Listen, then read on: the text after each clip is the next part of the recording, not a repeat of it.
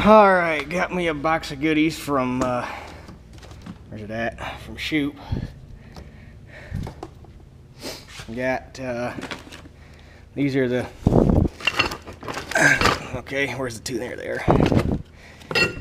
These are the new 2-inch spike points for the Oliver chisel plow. Normally, up until now, I've been running 3-inch cup twists on it, and I'm going to put those on it, and I'll explain why when I actually go to put them on the plow. But there's a reason behind it. Then I got, these are,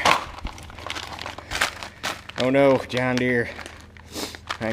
These are the bolts for the sickle guards on the grain table. I didn't get them through Shoop. I swung by the Deere dealer on the way home from work today because I drive right past it and picked those up. It's also where I got the bolts for the point. New sickle bolts for the grain table. Yeah.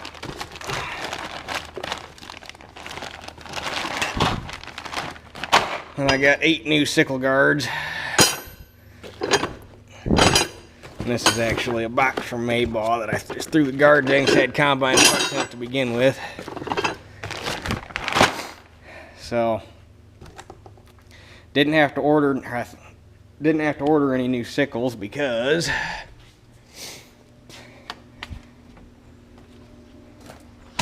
you know how it feels when you find a $20 bill in your pocket you forgot you had? Well, I forgot I had this. Those are, I'm trying to remember, yeah, that's the full bar, right? Yeah, because there's a split. Yeah, that's a full 13-foot bar full of sickles. And they're they're not brand new. They got about 10 acres on them. And they got about 10 acres on them because this was actually a brand spanking new bar that I got from Shoop. And on these love bars, they got they got 4 studs welded to the sickle bar, and that's where your drive head mounts to. Well, as you can see, this one's only got 2 studs on it because I went to,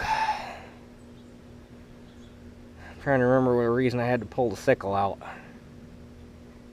Anyways, a couple years ago I had to pull the sickle out of it for something, and went to put the sickle back in and twisted them bastards right off. And this is actually the second bar I'd gotten from. The first one I only got about 6 acres out of, and I was cutting with it and it just sheared the studs right off of it.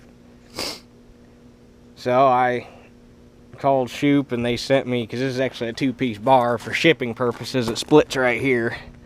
You got to buy a special sickle section for that spot right there, which I didn't really care for to begin with, but it was nice to have a new bar in the combine. That's why I went with it up until this shit happened. So when the first one broke, I said, oh well, that's a fluke, we'll try it again. They sent me a brand new, this half of the bar up to the split. That section's still the first bar.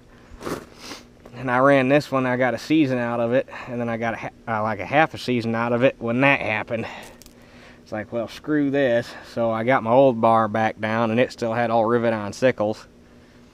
And like 4 hours of grinding off rivets and driving them out, and had to go through and open the holes up in the bar just a tad so that the bolts will fit. And I converted the sickle that's in, or the original sickle out of it, into 2 bolt-on sickle sections. But anyway, the moral of the story is I've got a whole bar full of sickles with only 10 acres on them, so I'm not buying new sickles. I'm just going to tear all these off and throw them in a box and carry them on the combine, because it's like probably close to $80 worth of, I don't know how many sickles are on this, but they're like $1.19 or something a piece, so There's easily at least 40 bucks worth of sickles on here that haven't hardly got any use on them other than enough to take the zinc plating off, but no big deal. They'll shine back up as soon as you start using them.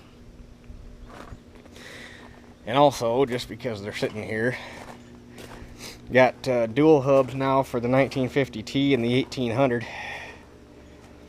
because that's the one thing on the 1800 we're going to change, is putting dual hubs on it, because clamp-on duals kind of suck.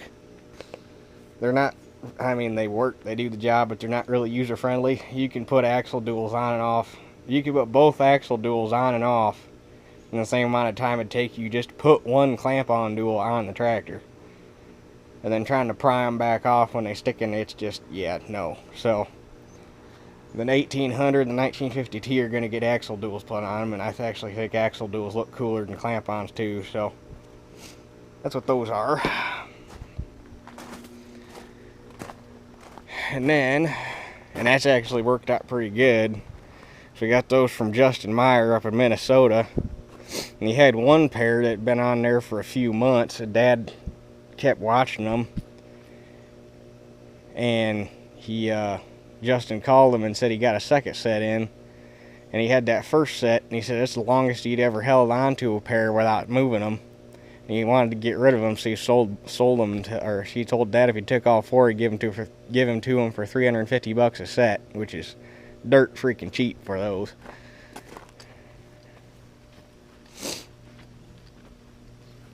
But before I take it back over to the barn, I'll show you the finished product on the 525.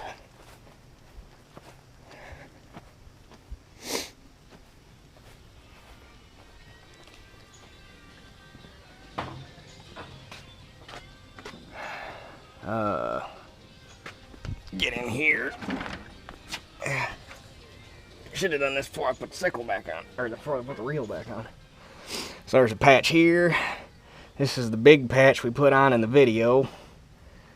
There's a patch here that wraps around. There's a patch here. And then this is where the crack was that I had to weld shut. I put a patch over that. And then Dad cut out new covers for the 3 access holes that were missing. So there's that one, and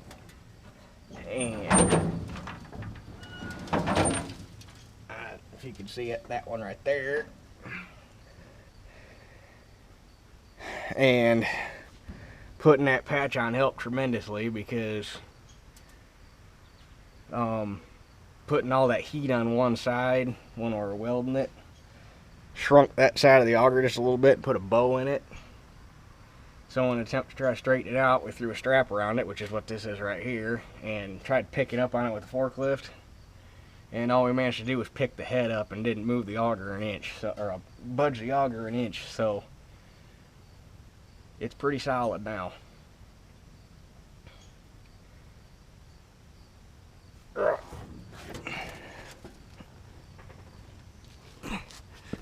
So should be ready to go on this one. I think his head's going to be next year's project. Probably bring it down here this summer, and I want to get all new wood made, or make all new wood for the reel, because it's starting to scare me a little bit. I actually lost last year 2 seasons ago, that bat right there actually broke, and that one's actually a new one, but I didn't paint it, so it's not doing so hot, and I just threw that together in a pinch to get it running again. And then when I do that, I want to convert it to plastic fingers, because those steel ones work fine until they break, and they either run through the machine and break something, or fall off in the field and go through a tire. So I want to get rid of those, put plastic fingers on it, probably pull the auger out of it and have it rebuilt right, and then convert it to poly fingers, and then put grain grabbers on it. That'll help feed it a lot better. And then I want to go through and rebuild the cutter bar, put new hold down clips on it, and bring it back up to snuff. And then after all that, probably get it painted so that it's not covered in that ugly ass bin paint and that tan, and basically make it so it's not a rainbow head anymore. So anyway, it's just a quick update on where we're at. So run this thing back over to the barn yet tonight so it doesn't get rained on, since it's supposed to storm tomorrow. So I guess that does it for this one. We'll catch you guys on the next one.